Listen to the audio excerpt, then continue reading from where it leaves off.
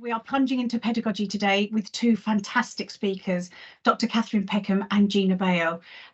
Catherine is a highly acclaimed author, researcher and consultant who delivers seminars, workshops and keynote speeches through her consultancy and conferences all over the world. She works with families, settings and schools, helping them to identify and celebrate the impact of effective childhood experiences and using these as preparation for all of life's learning, development and personal growth. Gina's extensive experience working in diverse areas has allowed her to navigate various pedagogical approaches, adapting her teaching methods to meet the unique needs of each context. Through her exposure to different approaches, she's had to develop a versatile skill set that enables her effectively engaging with children from a variety of backgrounds to help foster their learning. So Catherine will start today's session, and collectively our speakers will be discussing the benefits of having a pedagogical approach to help frame your methods, offering consistency and a level of expectations, and how important it is that this framework is understood, current and appropriate, and the need to understand the importance of every experience from the moment the child is born, and the need to understand children's behaviours and what this is telling us and what is happening on the inside. So without further ado, I will hand you over to Catherine. So we're here today then to talk all about this great plunge into pedagogy. But what I'd like to start with today is really thinking about what we mean by that word. It's one of those really random kind of terms that we use, you know, we are pedagogues, all sounds really fancy. What on earth does that mean? So it can be all too easy to start thinking about the big players, the famous names and familiar approaches that we might all be used to, that trot off the tongue, that we learn through our studies. But pedagogy is so much more than just a label you slap on yourself or a name you string atop the nursery. It is your set of beliefs. It is how your past experiences are influencing how you teach. It's how you foster children's learning and development. It's about how you build and nurture the relationships with your children and their families. It's about the curriculum you follow, the decisions you make, and every moment of teaching and learning that those children are experiencing with you. It is then so important that you're aware of your own pedagogical approach, and we all have one and it'll all be different. You need to think about what is informing it. You know, what happened in your childhood or in your children's childhoods that's made you think in that particular way? Why do you really like doing this but you don't like doing that? Where does that come from? You start asking yourself those kind of questions. You need to think about whether your frame of mind right now is current. So I mean, I've been in the early years for 20 odd years, and when I was right back at the beginning of that time, I thought really differently than the way I think and feel about things now. So how are you staying current? What kind of expectations maybe are you under? So it's all these different kinds of things that your pedagogy asks you to look at, because if you don't, then you are really unlikely to stay consistent. You are likely to be swayed by different expectations, other people's frame of minds, other people's agendas. And you know, you're not the best pedagogue that you can be if you don't give it this kind of period of reflection. There is a lyric of a song that I am sure you all know very well, although possibly not in this context, and don't worry, I'm not going to sing it to you. But I love this lyric. I stood for nothing, so I fell for everything. So I want you now to think about, what is your pedagogy? What does it mean to you? How do you remain current and sure that your approach is still right for you? And how do you know the impact that you're having on your children? Where are your roots? And how do you keep them fertilized? So today, I invite you all to find your inner Katy Perry and seriously begin to roar, because our children are too important to not understand what we believe and where these beliefs come from, because believe me, they affect absolutely everything that you do. Okay, let's talk pedagogy then. So let's start by getting back to basics and thinking about what is really important. Ultimately, our children, whether we think of that learning child or any aspect of what makes up that child in front of you, they need to feel safe and secure with a really nurtured and well understood well-being. You might recognise this guy, old Farrell Levers, and I had the great pleasure of being at a conference with him last week and having loads of different chats about all these kind of things. Amazing guy. but you might well know him through his work on well-being and involvement. So he looks at how important it is for that child to be in a state of well-being, that they're happy. That speaks a lot about Maslow and his pyramid of needs, and that kind of idea of being secure and safe before we're capable of anything else. So in my work, I do look a lot at nurturing the happy child, nurturing the secure child, and also nurturing the understanding that surrounds that child. How much do we understand who they are, what they need, and where they are in that moment? Because if you imagine all these different circles of issues surrounding this child, that child is sat on quite a precariously balancing set of different variables. And if we don't start getting that right, our children are going to start to fall. On top of that, we need to remind ourselves of the industry that we're actually working in. So let's take a moment and remind ourselves of that industry. So we are often known as ECEC, Early Childhood Education and Care, which equally suggests formal preparations as we get children somehow school ready, as it does about the political wrangling of free childcare hours and essentially watching children for families as they go out to work. But the importance of the foundation years is so much more than this, and it goes on a long time after our children leave us, even when they're still falling under the EYFS and find themselves in a school classroom with teachers, school uniforms, lesson plans and lunch bells. So we need to really begin asking ourselves, do our national guidelines always fit in with what we believe? Is that the case for all our children from all backgrounds? Or do we need something more, something that will keep the child at the centre of our thinking, regardless of what the government, Ofsted, or any new catastrophe we haven't even thought of yet might have in store? What is that core that keeps us on that even keel, running straight through? We all know that there is something more fundamentally enriching with this first image of play-based learning than there is with this second. In this first image, this child is motivated to explore. They are curious about what they might find, and they are confident of their abilities when they try.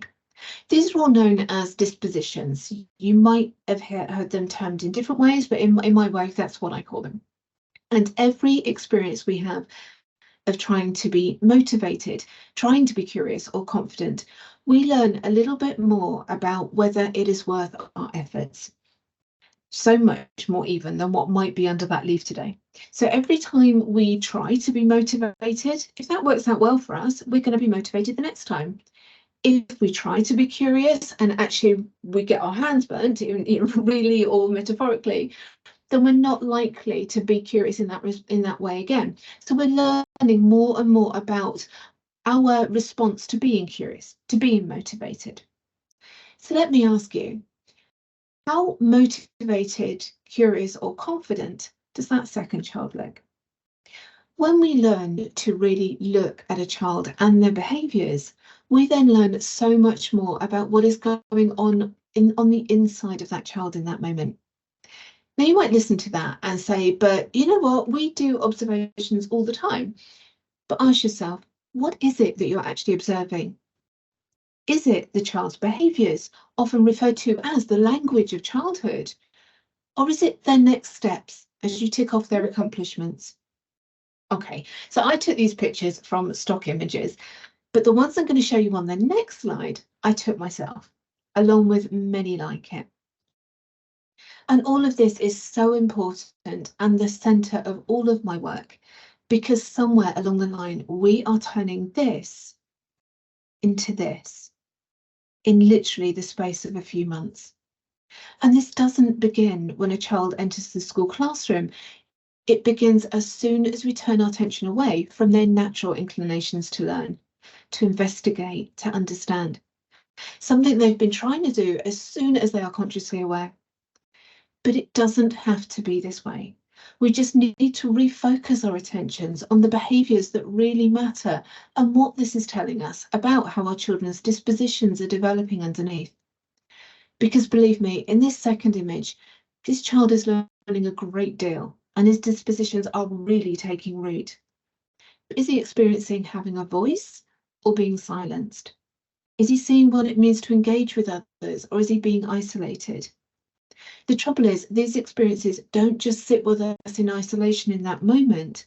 They are what allow us to then engage in these behaviours, and they're being used to develop our dispositions towards all of them. So when you're thinking about your pedagogy, think about how you take note of all these different kinds of things.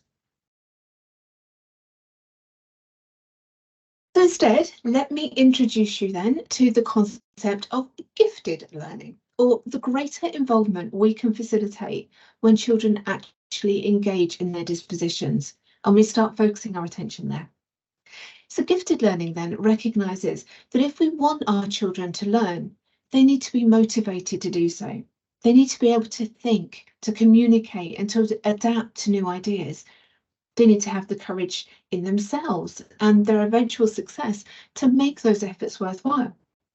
They need to be imaginative, curious, and reflective, and a whole bunch of other dispositions that all need opportunities to develop. Because if they don't, as we often see in the school classroom, children can begin to disengage when they've had every opportunity for their world to be ignited around them. We have then got to make sure that we are doing all we can to engage a child's dispositions and resist the practices that only serve to do the absolute opposite.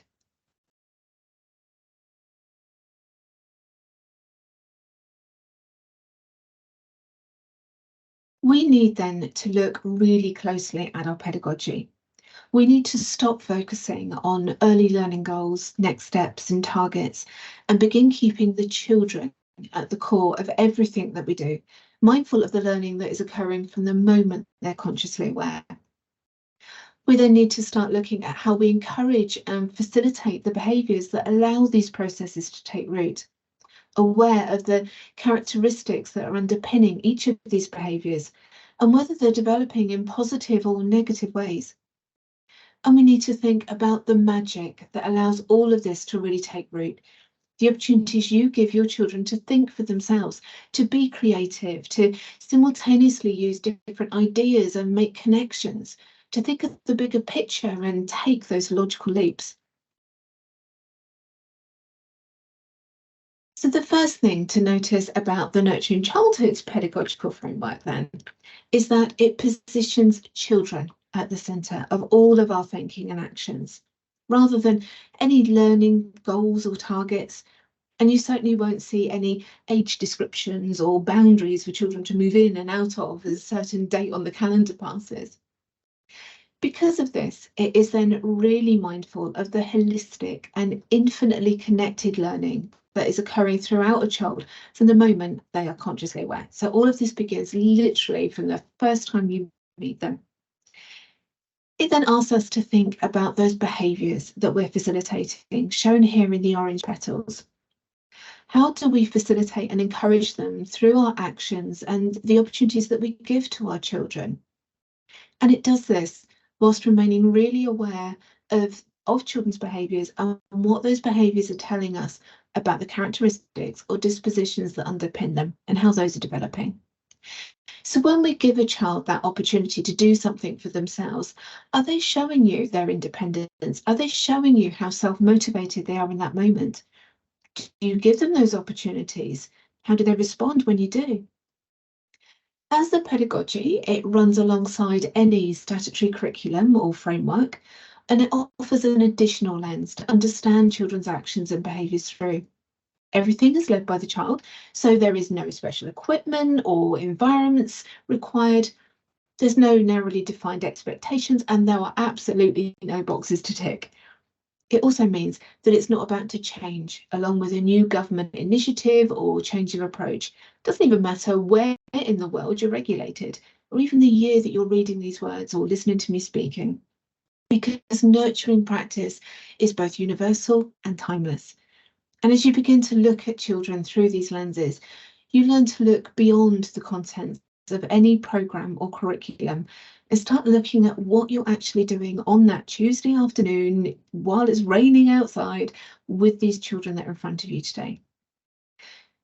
by focusing on helping children to really master their naturally evolving dispositions, rather than looking to apply any adult imposed agenda, you'll observe not only the deep felt learning that's going on, but also what it means for that child to try to learn.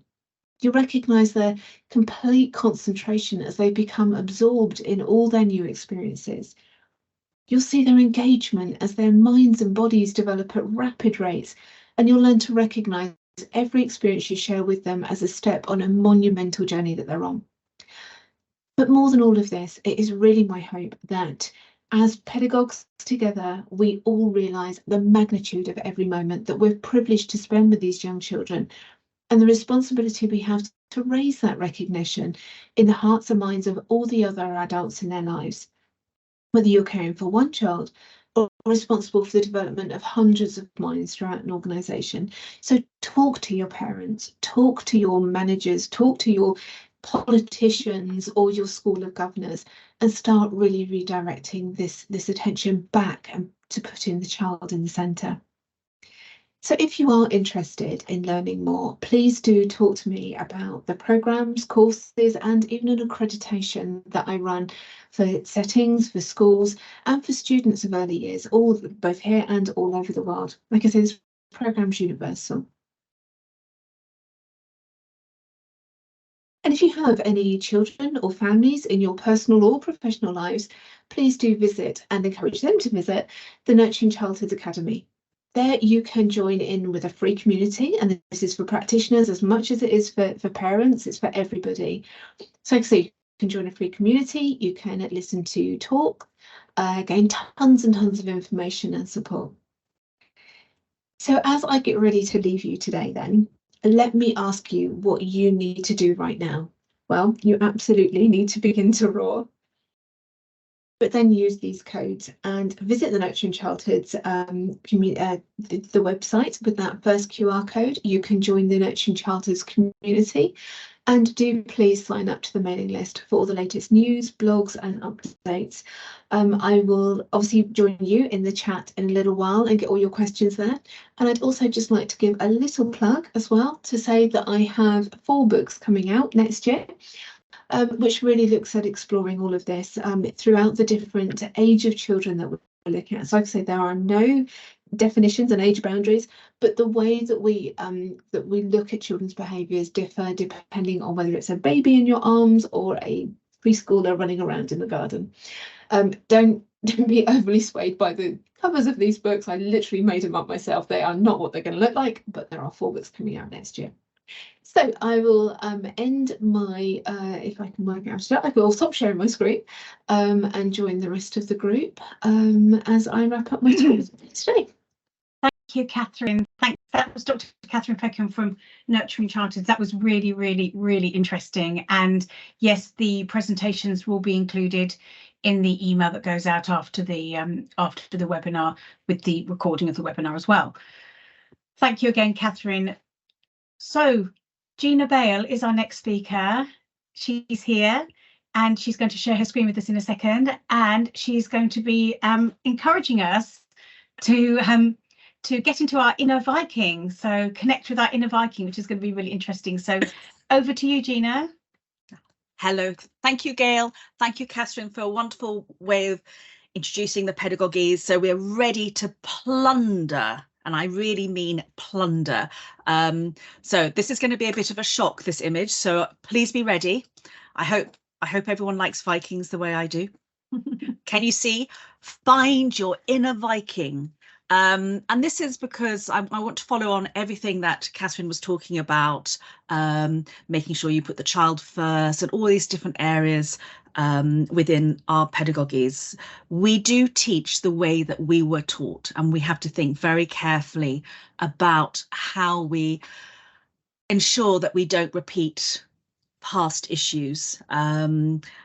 Just to give you an example, I have been working in early years settings for 30 years, going into all the different types of nurseries, different types of preschools, pre-EYFS in different countries. I was, as a child, I was that disengaged child that Catherine showed on the images. I was very disengaged because I was my brain was full of imagination and creativity, and nobody could really cope with me. And my educational background ranged from, Gail, can I say this? Nuns hitting me with a ruler. Hitting me with a ruler to use my right hand when I was left-handed, to going to a secondary Montessori. So I have so many different memories and things inside me, which I know will have an impact on the way that I would teach. And that's why I think you have to be really, really careful. Find your inner Viking and make sure that you are not putting the children into a round hole if they're a square peg, or if they're round into a square shape. There you go. You can see my maths wasn't so good at school because I just wanted to get up and move. So it's all about putting the children, not the pedagogy, first. And I really want you to ask yourself this question. Are you putting the pedagogy first?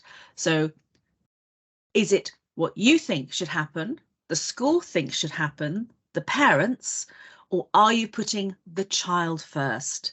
And this is something that I have seen in so many different places, so many different types of nurseries and preschools, where they follow a specific pedagogy and they do not actually look at the child. It has really improved, but I am saying I saw some very interesting things 30 years ago, but things are definitely changing with the new EYFS and putting the child and the play base first. But I do want you to think about that. It's a question that I always ask myself as well on a regular basis. I think we do need to reflect on our own teaching style, what we're being asked to do with the children. Why are we having to tick all of these boxes? As Catherine was saying, it's the child has to come first.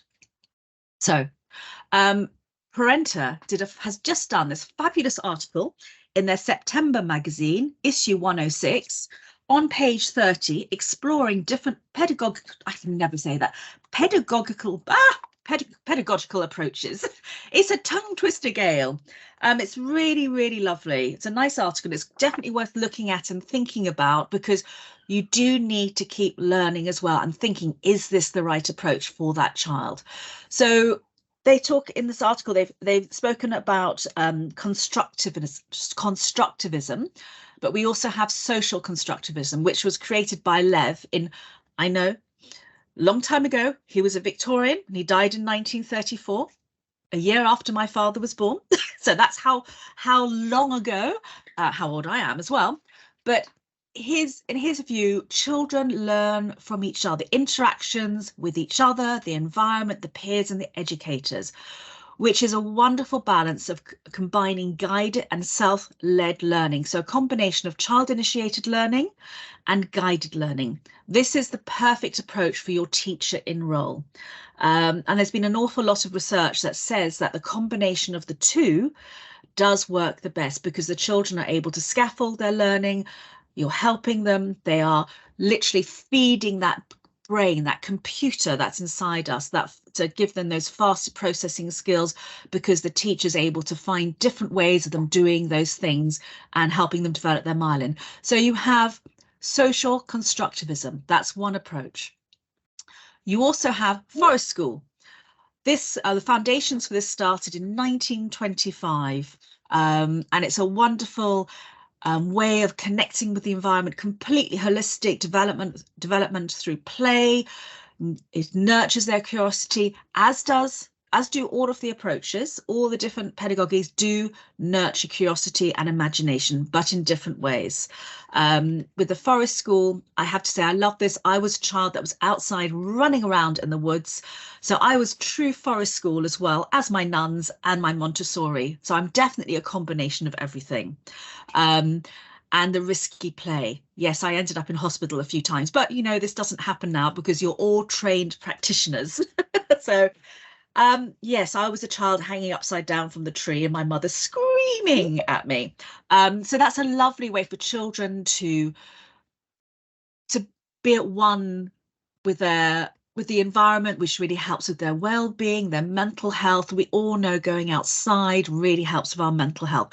So even if you, well, I'll come back to the Viking aspect in a minute. So you've got all these different approaches, but then we have one more. Go back, that Parenta mentioned, child-centered, which is all about putting the child first. So the teacher, the educator, has to adapt their teaching methods to meet the needs of the child. And this is something that Little Magic Train I'm totally all for, because I really wish I was a child now rather than when I was in the 60s. That feels very old. And all those rigid ways of teaching children sitting behind a desk. You do see that still in some countries that I actually work in, and it's very hard to see as well. But the child-centered, the child has to come first.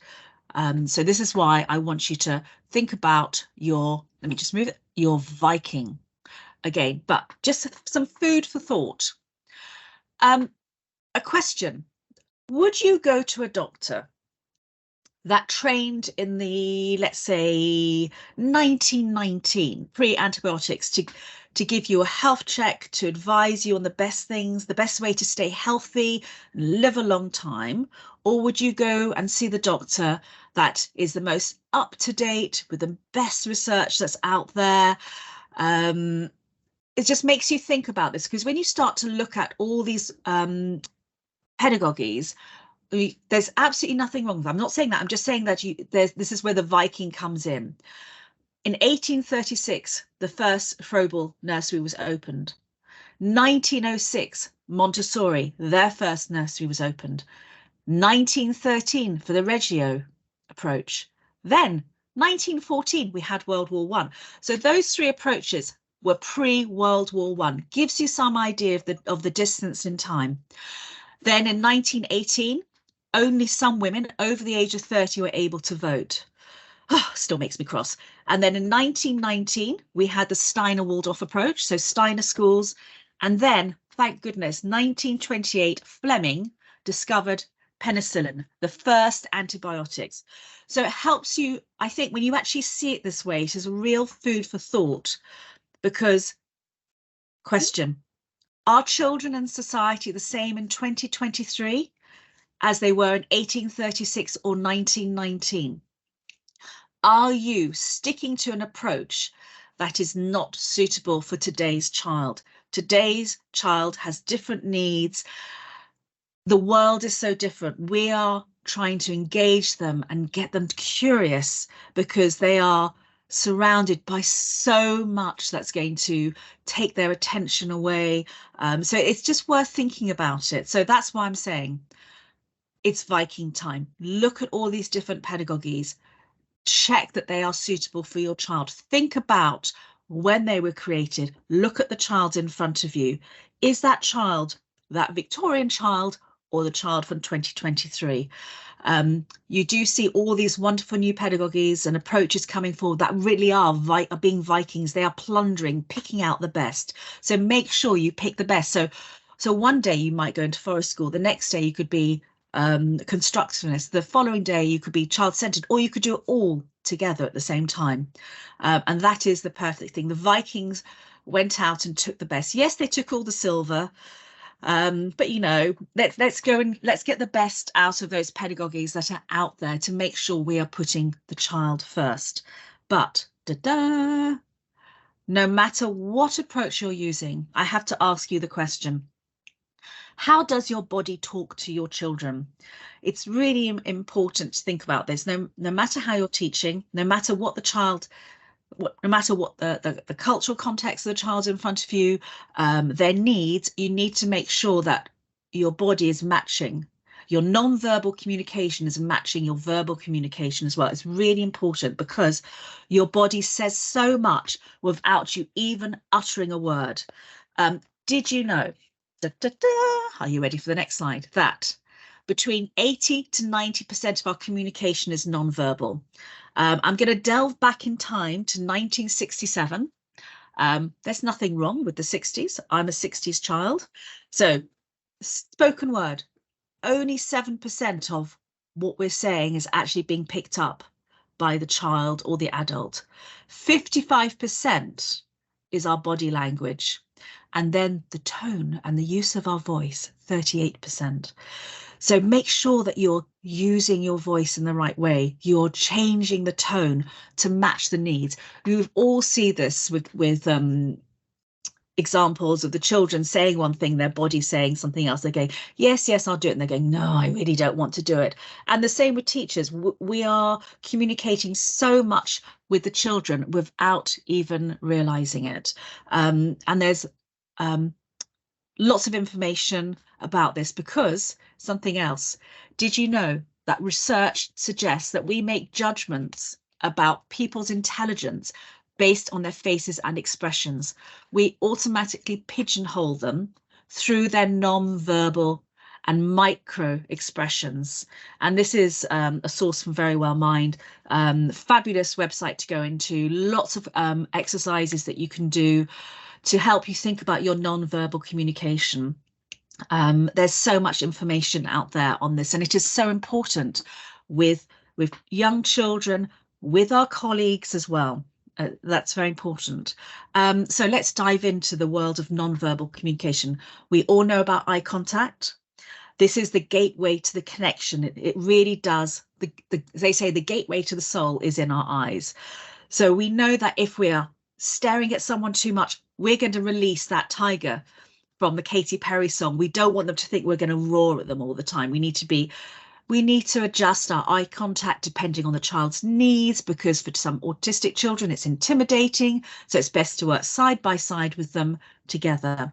Our facial expressions and our micro expressions are really important as well, because they can say so much. As I said before, the tone of your voice as well.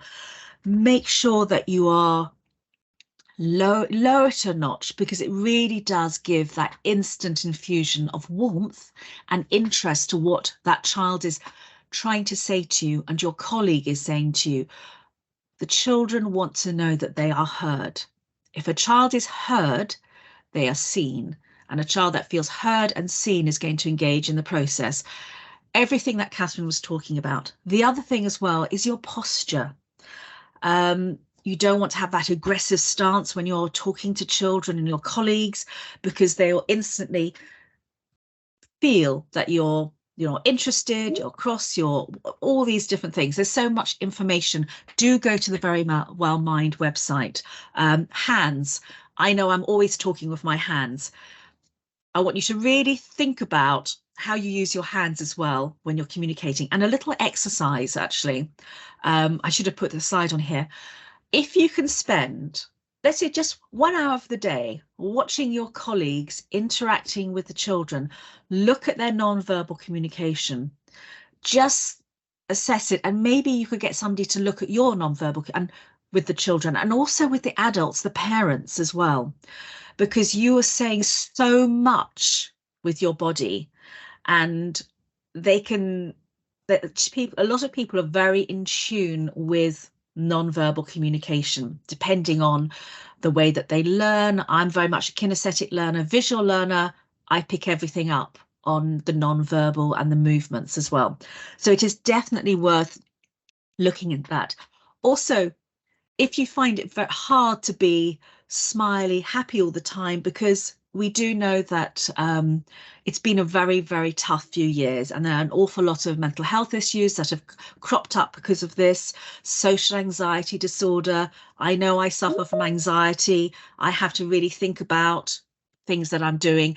So I can tell you, Gail, doing these webinars, but it's good for me. So the more you do things, the more you smile, the more you have a positive posture, you are actually able to convince your brain that you are happy, that you are positive, that you are confident. And this has been proven. So there are all these things that there's these lovely articles about how the non-verbal presence, how changing your behavior can increase your ratings for persuasion, leadership, and confidence, and your own confidence. That's what's really important. So no matter where you are in your learning process, you can always change your non-verbal communications. You can always make yourself a more confident and happier person. It's just that mindset. And as they say, practice does make perfect. Practice really does help. So next question. Are you up for a little role play? Gail, are you ready for role play? Catherine? This is something that I find really, really important because children learn through play. We all know that through the child-centered approach, for all these different pedagogical approaches, play, imagination and creativity is all there for us because children make sense of the world around them through stories and role play. Really, really important to think about that. And imagination, everyone knows I'm a Star Trek fan. I'm a huge Star Trek fan.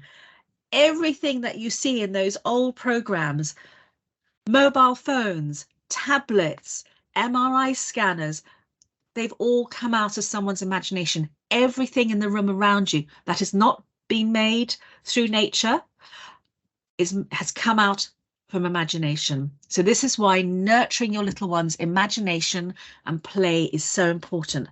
And you know what? The best way to do that is to be the teacher in role, be the ultimate teacher in role play.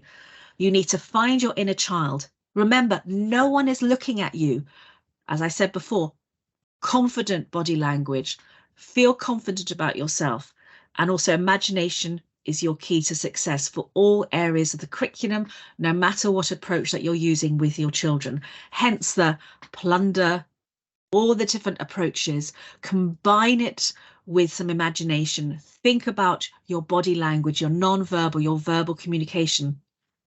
And also something that makes me giggle, because I was talking to somebody the other day and they're going, oh no, but they're going to post me on social media doing these sessions or this with the children. And I'm thinking, no.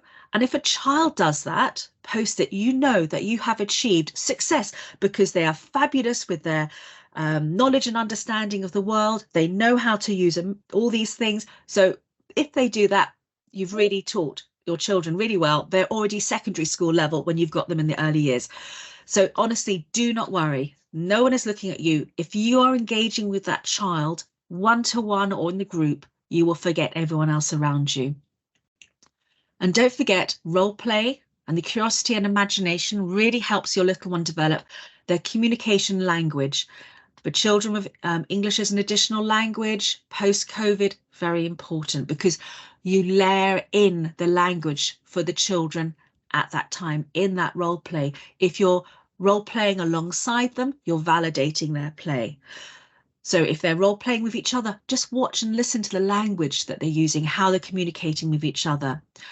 Role playing imagination helps develop physical development because remember, children move to learn. And if they're picking up a teapot, pouring tea, they are using their motor skills. They're developing their core. They need to develop their core so that they're ready to write. Personal, social, emotional development. Tick. Literacy. Tick. Mathematics. As they're counting, I don't know, all the conkers and the leaves and the footprints that they found. They've gone out on their bear hunt. They've done their Gruffalo. They're understanding the world. We're helping them with their expressive arts and design.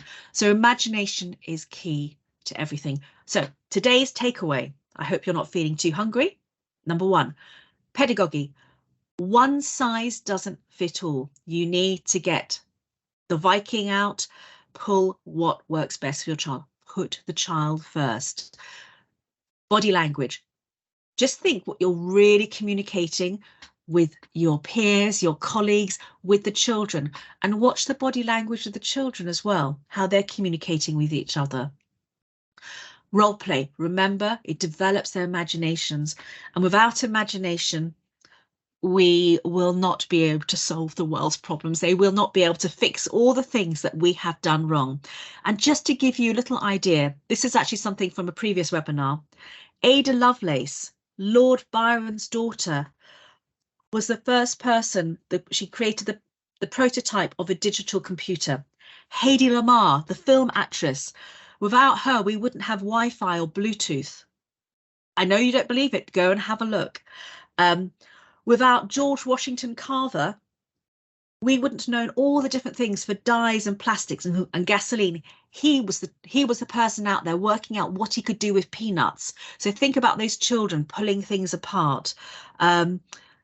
Frederick McKinley Jones, first person to develop mobile refrigeration so we could get he was thinking imagination, how do we keep the food cold so it doesn't go off? Without him, we wouldn't have all our deliveries from Tesco's. All other supermarkets are available, do not worry, or Waitrose. All these different things. Tesla, not Musk, but Tesla, we wouldn't have the radio and television sets. We wouldn't be doing all of this now. And thank you, Heidi Lemaire. We would not be having our Wi-Fi connections without you now.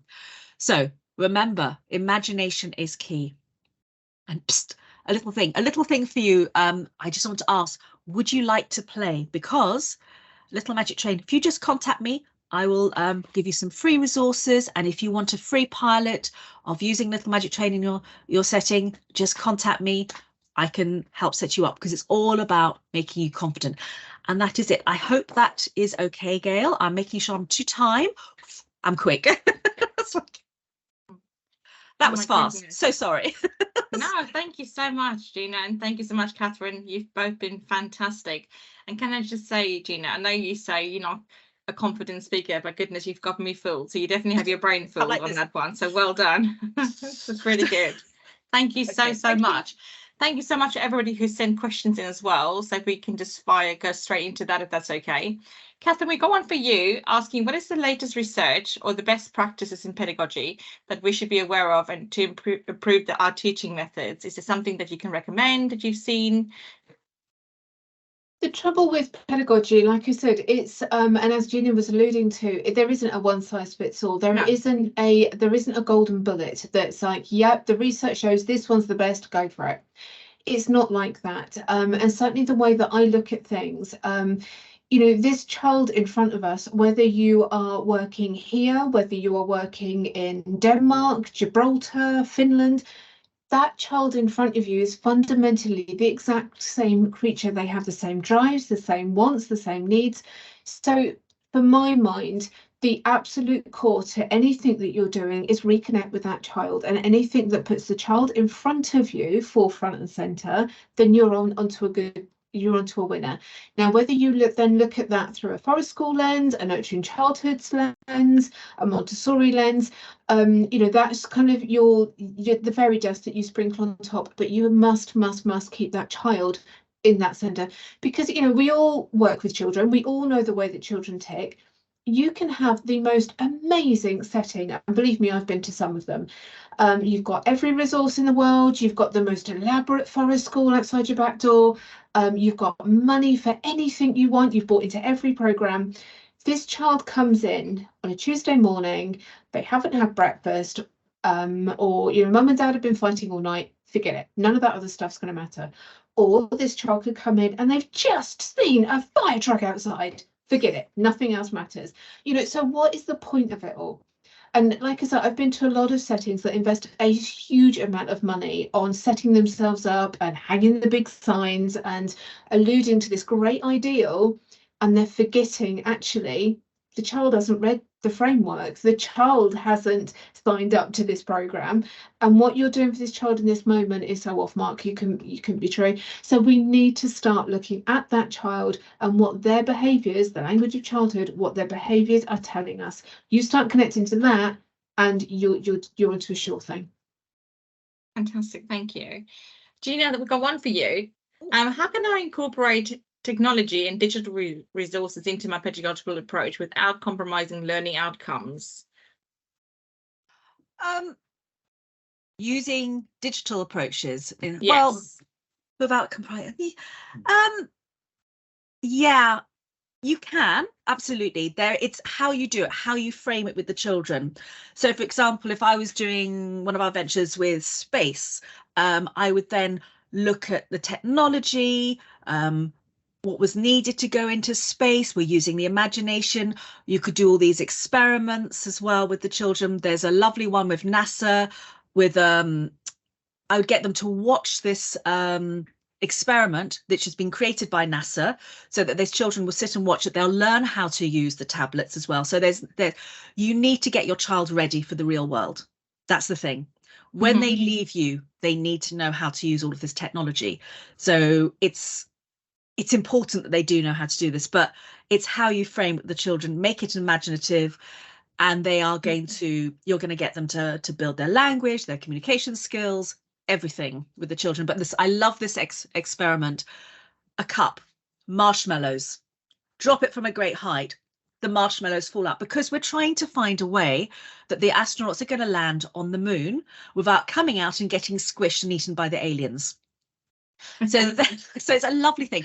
So then what we do is we have to go around to see what we've got in the setting that we can use. So this goes into the engineering, what we can use to slow it down. And the best thing of all is a big piece of paper. Take the paper to the bottom, so it's an A4 sheet of paper, put the cup back on top, put the marshmallow in. It will slow down, but he'll still fall out. He's still being gulped up by the aliens. So then we go and give them items. So you can give them some cotton wool, some bendy straws, paper ones, no plastics. And then they've got to find ways of slowing it down and how to do it. So that will be a great way. So then you can get the children to look at footage of the rovers on Mars, on the footage of the astronauts on the moon. There is no limit. There is, use all of this technology, use everything out there, because you are preparing them for the future. We need them to be able to use it. My daughter, at the age of 10, she could do everything better than me. Even now, she's 24, and I still remember the first mobile phone.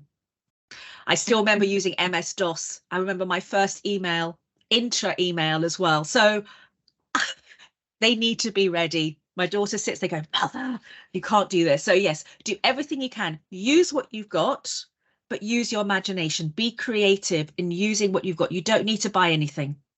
It's using, you are the most important to that child at that moment, and it's your imagination. I love that. Very nice practical example. Thank you so much. So here's another one, and you guys can decide who would like to answer this one. How do I address issues of inclusion in my teaching to ensure that all students have an equal opportunity to succeed? Okay.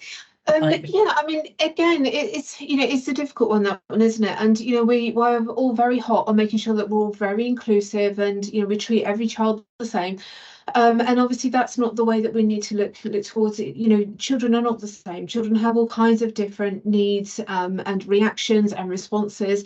It's about making sure that all of our children have the same opportunities, and that is never the same. If me, Gina, Gail and Adele were all in the same room right now, we would need different things. It's not about treating us all the same. It's about making sure that we have whatever that child needs to be able to access everything we have to offer. And again, that's about looking at their responses to it. Are they engaging with what you've given them, or are certain children not? So really watch what you're doing. Watch, you can devise the greatest activity ever, but watch how they interact with it. Watch who's doing what, who's going where, who's doing it, who's having those different interactions that you were hoping for. And then doing that work to see, well, hold on a minute. Our boys never actually go over there, or our children with from different ethnic backgrounds never go into our home corner. Why could that be? Well, maybe because our home corner doesn't look anything like what their homes look like, and so starting to see what you're doing and the impact of how and why you're doing it, it would certainly be my first port of call on that. And I mean, it is about adapting in the moment. In my long history and practice, I had children come in with all kinds of different needs that needed to be accommodated. Sometimes massive change of room layout was needed. Thinking about, we've got these great activities, but they're all on top of tables. Some of our children can't access that, or a child in a wheelchair can't get to that, and so just being really, really alert and aware in the moment of what you think you're offering and how your children are actually accessing it and what they're then doing with it. Right.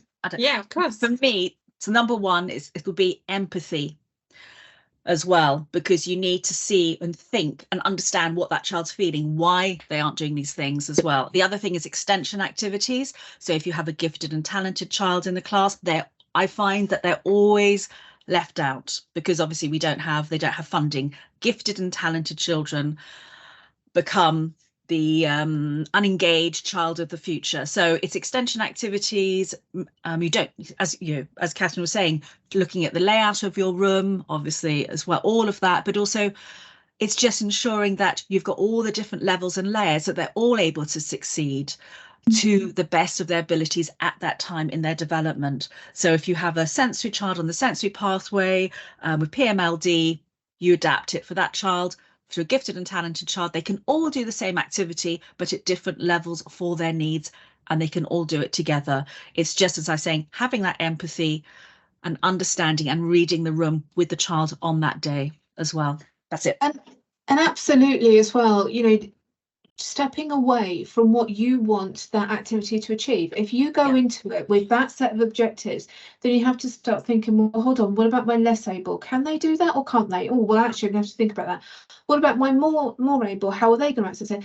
Instead, give them the activity, give them the resources, give them those cups and the marshmallows and the straws, and say, right, okay, we've got this huge task on our hands. How are we going to solve this, guys? Some will sit there and eat the marshmallows, while others will construct the most elaborate solution to it, you know, and all of that is great because they're all engaging, they're all learning from where they are, rather than you going in with your set objectives. Yeah, I love that. Yeah, I'll probably be the one eating the marshmallows, can I just say? Me too. or squishing them on the wall. Exactly. We've got, are there any emerging trends or innovation approaches to pedagogy that educators should be aware of? I know you guys have said it's all very much applied to each child and, and everybody's individual approaches. But is there anything that you think is a really good approach that people should be, following within their settings?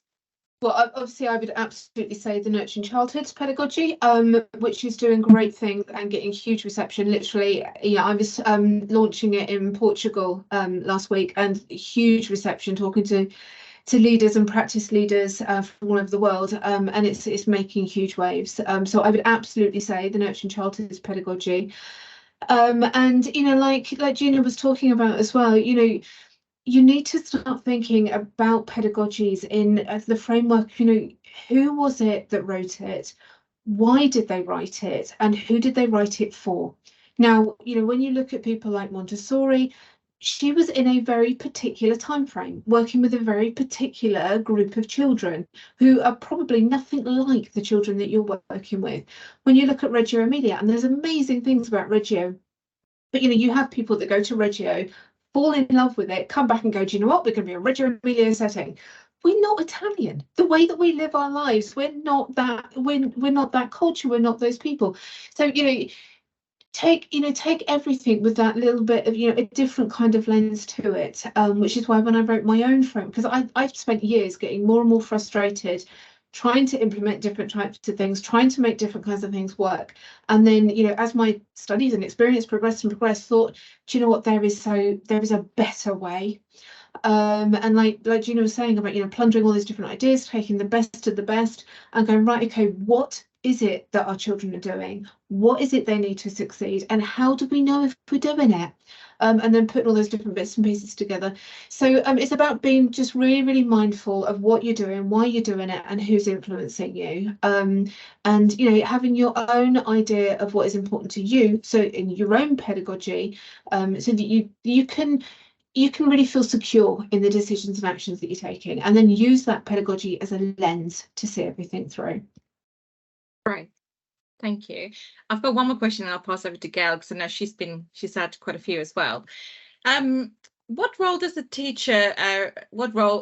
teacher reflection and self-assessment play in improving pedagogical approaches? Gina, do you want to go on this one? Yes, it's so interesting actually, because I did a teaching course, not to another teaching course. I'm always doing courses to make sure I'm up to date and things. And I found writing my reflective diary very, very helpful, very important. It enabled me to go back a week later or a month later, or I've kept them years later, with things that happened. What did I do? How did the child respond? What can I do better next time? What did I miss? That's the big thing. So all the time assessing your own teaching skills, your own interactions with the children. And I always assess, sounds awful, I'm always watching other teachers, because I'm assessing what they're doing. What is it they're doing that's good? What is it they're doing that's right? What can I nab from them? The Viking again. What can I take from that teacher? What is it they're doing that's really engaging with that child and helping them? For me, assessment is absolutely key. Assessing your own teaching skills, reflecting on everything. If you're not doing that, you are just going to keep repeating the same mistakes. You're going to keep pushing those children into the wrong pegs and holes because you're not, how should I put it? You're not putting the children first. You're not thinking about them. And the best way is actually checking yourself. You have to check yourself. So my husband's a psychiatrist, in case you just wondered. So this is something we talk about at home all the time. You really, really do have to think about the way you're interacting with each other, with the children, assessing why did this happen? Why did they respond to you in that way as well? And that's assessment, reflection. And I'm not in therapy, but it's that reflection. It's really important. It's important. There's so much. Yeah, so important to think. Yeah, I mean, for me, it is all about reflection. You know, I kind of shy away a little bit from the word assessment because it is used so widely. And you know, I've done a lot of work, like in America, it's scary when they start talking about assessment and the impact it has on our very, very little tiny tots. So yeah, but for me, reflection is absolutely all important. It's the thing is just imagine yourself at the moment walking into any environment, whether that's your playroom, your kitchen at home, wherever that might be, you are absolutely bombarded with so many different inputs. Your brain cannot cope. So it filters out all the like the regular stuff, all the stuff you see and do every day. It filters all of that out and goes, right, okay, what do I actually have to pay attention to right now? It's a bit like driving down the road. You know, what is actually relevant to me? The fact that somebody just came out of a shop over there doesn't matter. Focus on what's important. So it filters out everything else. And it's not until we actually stop, take a breath and go, actually, I'm going to notice what else is going on. It's like if you've ever walked into a friend's house who's got a dog and the house stinks of dog, but they don't smell it anymore because it's just a part of where they are and what they do. Or you've ever been around a smoker and they reek of cigarettes. They don't smell it anymore because their brain has filtered all of that out. I told you a minute ago, we went to Portugal to speak at a big research conference out there last week. And for the first time ever, my husband booked an Airbnb rather than a hotel, with Airbnb. So it's a lovely apartment, beautiful it was. We're so pleased with ourselves. We're always doing this from here on in. First night came, 2 o'clock in the morning. 2 o'clock in the morning, and this goddamn thing went off constantly. That then set off the barking dogs, which set off. Have you ever seen 101 Dalmatians? Yes. With the bark? Yeah, it was like that from 2 o'clock in the morning. And we were like, oh my God, we're here for 2 weeks. What the hell? But honest to God, by about 5-6 days in, you won't even hear it anymore because your brain is filtering it out. And it's not until we stop and go, oh my God, look what we're actually doing here. So when it comes to things like reflection, get a colleague to come and be in your room while you go into theirs. And the beauty of that as well is when you're in that other room, you're not worried about who's had their nappy change, who's due a next feed. Oh, you still need to sort out that notice board. You're not worrying about any of that. You are that really privileged fly on the wall, and you can actually see what's going on. And the amount of times I've been called into nurseries to support them, and they're like, you know, oh my God, this is so wild and woolly over here, and the children are running wild over here, or this is just not working. Why not? You sit there, fly on the wall, and watch what's actually going on, using that reflection, using that insight, and it's crystal clear. And if we don't start doing that right here, right now, we are squandering tomorrow. And how many more of those tomorrows of that group of children got with you before they're on and gone? You know, their early years only last this small little finite time. Get in there and make it the best you can possibly make it for them right here and now. Yeah, that reminds me, I went into a nursery and I did a training session, and I came out, I was thinking, why is it I felt I couldn't break this barrier between me and this specific teacher? I hope they're not here. It's like, but all it was was she was so worried about, as you say, the board and this and the feeds and everything like that. And her body language, which is why I did a big thing on body language, it was shut to me completely. And I came out going, I literally wanted to burst into tears, because I knew I had to get through to her, because the children were going to suffer, and the whole of the team around her as well. They were all mimicking her. They were all doing the same, which is why it's so valuable to have somebody from another room or somebody completely outside to come in and just look and see what's going on. Because as you say, you filter all these things out. You don't notice it after a while.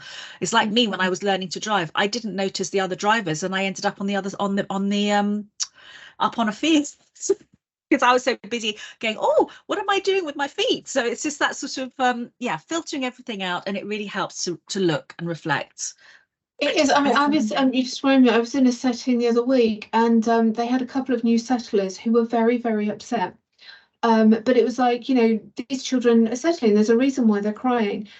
But these children were allowed's the wrong word. These children were just absolutely accepted as being crying children for the whole of the day. So all you heard the entire day was that level of noise, which then had the other children at that level of noise trying to be heard. You had practitioners trying to read a story where the children were up and they were trying to pull over each other because nobody could hear anything, because instead of like taking the child out into the garden or showing them some leaves in the trees or it was like, oh, they're settling, of course they're crying. And just everything then escalated around them, and everybody just shut their ears off to this. But of course it completely interrupted the entire day for everybody, but nobody was picking up on it because it was just like, oh, well, they're settling, of course they're crying. No, not of course they're crying. What are you doing about it? That is not a happy child right there, No, that's good feedback. Yes. Thank you so much. Sorry, that's a long answer to your question. No, that's really good. Thank you. It's for me, I think it is definitely a learning curve, because a lot of people will see feedback as criticism, and it's changing that mindset that feedback is actually the gift that keeps on giving, because that's actually its reflection of how because you have an intention, but how other people take that in is something that you can't see for yourself. You need to get that feedback, and how the children respond to that. As you guys know, Parenta is one of the largest training providers within the early years sector, and teaching and being an apprenticeship provider, that we have got over 2,000 learners, and in turn we have impacting of over 100,000 children's lives every single year. It's a massive commitment and massive responsibility, so getting that feedback right is so crucial. So I'm a firm believer of really valuable feedback. So thank you. I'm going to pass you over to Gail, because I can talk on this topic forever. Gail, can I say something really, really quickly to all of that though? I mean, that's why for me it's less about assessment, which sounds like I'm assessing you, and more about a joint conversation, which reflection can be. So when we talk to children, we're not going to sit there and go, oh yeah, you're learning to walk, that's great. Well, you did that wrong, you did that wrong, you did that wrong. That's not how we feed back to children. We go, oh wow, your tower fell over. I wonder why that could be. What could we possibly try next time? We discuss, we engage, and we share ideas, and we are both the learner in that. And when you come at reflection and feedback from that point of view, we are both the learner in this situation. You don't come at it from like, you're high and mighty, well, let me judge you, which is just, nobody likes that. No, definitely. Body language when you're giving feedback. Body language. That was great. That was great. My goodness, we've covered so much. We have just a couple of questions left, actually, if that's okay. This one's really interesting, actually. How can I effectively collaborate with colleagues to share pedagogical insights and best practices? So maybe also if not everybody's quite on board or in line with your way of thinking, how can we collaborate with our colleagues on that? I have the perfect answer for that one, and I'm smiling because I had this very conversation with ferry leavers last week. Can you believe that? I know. But my husband's like, oh my god, if I hear about this man anymore. But anyway, so what the conversation we were having, it's not about trying to change the hearts and minds of another adult in that kind of I know better sense. It's about teaching them how to recognise what they're doing to that child in the moment. So in terms of my pedagogy, look at their behaviours.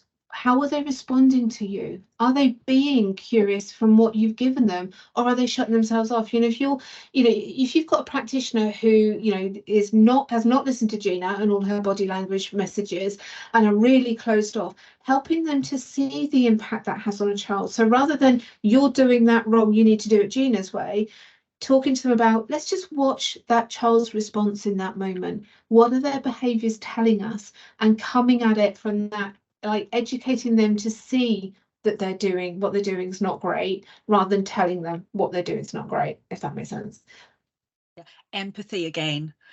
See it from their side, see it from their point of view, put yourself in their shoes, why they're thinking in that way, and then see how you can move forwards.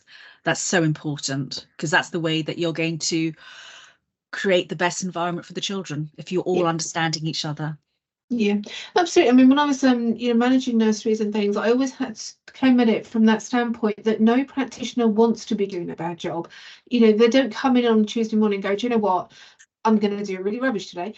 If they're not doing great, there's probably a reason why, and often it's lack of confidence. I often found, so the one that was always stood back and like not wanting to get involved, yeah, they might be lazy bums, but more probably they're not confident to go in and to do these different kinds of things. So what is standing in their way? What is that weak link in the chain, or that brick wall that's standing in front of them? And help them to identify it and to take it down and move past it. And help them bring them into the process as well, because you can learn from them. And I find that whenever I do a training session, if I find it hard, I've learned so much. The more the bigger the barrier, the more I learn, if that makes sense, to try and work out what is happening in there. Because I know in early years you've just had a hellish few years. I really do feel for you. When you go in, it's still hard. You're still suffering and still picking up the pieces without as many staff as you have or need. So totally understandable that, yeah, just empathy. The parents need empathy for you as well. Thank you. Thanks, Gina. Okay, last question. I'm wondering, I think both of you may be able to answer this one. Are there any ethical considerations in pedagogies that educators should be aware of, especially in the age of technology and information sharing? Yeah, I mean, absolutely. I mean, my stance on education, on technology, is that, you know, yes, it is there and it's all around us, but believe me, they get enough of it at home. So, I mean, when it comes to technology in settings and all the rest of it, I just think that, you know, it is there as a tool. It's there, you know, when Gina was talking about the amazing experiments with NASA and seeing spacecraft actually landing, you can't do that without technology. So use it as a tool, but not as a childminder. You know, they've seen that, they've got that inspiration. Yes. You know, they don't need to be spending all day on it. They get more than enough of that from home. And if, you know, if we just used it in minuscule amounts, that would be great. The ethical standpoint, I mean, you know, I'm very academically trained, so my ethics when it comes to anything is absolutely about giving that child a voice and not doing anything to that child that doesn't have entirely their say-so on. And that might sound obvious, you know, but it's things like, you know, going up to a child and asking them if you can change their nappy, asking them if you can, if it's like, you know, showing them a washcloth before you come from behind and wash their faces. You know, it's all those kinds of things. It's about being really sensitive about what we plaster all over social media in terms of their images, and you know, this stuff stays there forever. You know, being really, really mindful of those kind of things. You know, where has that child, regardless of what child you're thinking about right now, whether it's in the baby room, the preschool room, where has that child got a voice? Where have they got autonomy and a sense of agency? Where are they feeling the power of their own thoughts and their own ideas? Can they get up and go and access various different things? Can they combine different things? Can they do things when their body is telling them it needs to? You know, Gina was saying that, you know, she was that physical child who just wanted to leap up and get going. So why are we sitting children what seems like hour after hour on the carpet waiting for a story, then at the lunch table while everybody finishes 3 courses and then gets their face washed from behind? Then another story, because we're not quite ready for the next bit yet. You know, where is this agency? And, you know, absolutely putting ourselves in this, in that child's mindset. You know, what does that feel to them? And if it takes getting down on all fours in that playroom, go and see what these experiences feel like to children. Then we're tapping into the ethics of it all, and really understanding that we're on that sure footing there. Totally agree. Thank you. Thank you, Catherine. Thank you, Gina. Thank you so much, the end of our guys. questions. Thank you so much. You guys have been fantastic, and I've loved how you've used your knowledge and actually given a lot of practitioners today a lot of practical insights of how to apply that and how to use that.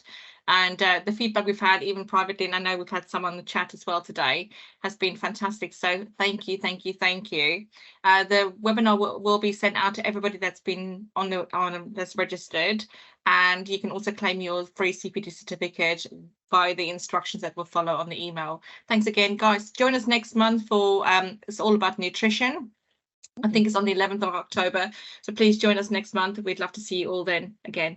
Thanks again. Thanks. Have a good day. Thank you so much. Bye-bye. Thank you, everyone.